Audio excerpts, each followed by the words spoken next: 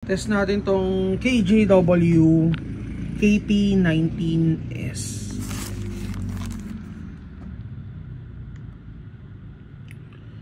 So i-out natin siya ngayon.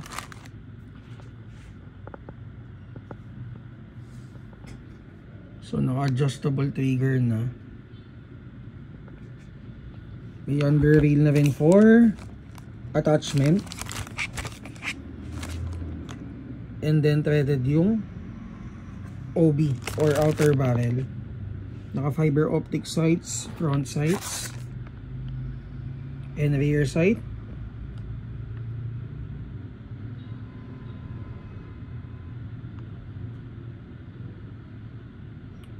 Naka hammer protection na rin.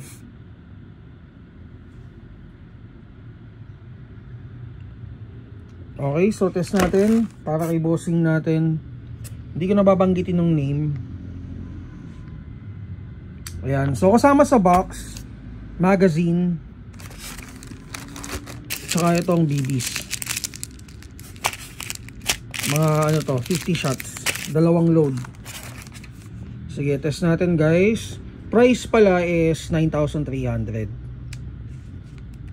Chrono check 355. Mataas. 345.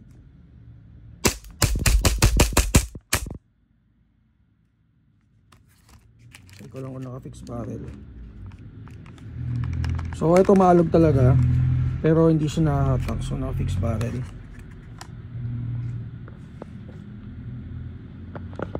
Okay guys, for more details, mag-PM kayo sa page namin, Mavs Hobby Shop.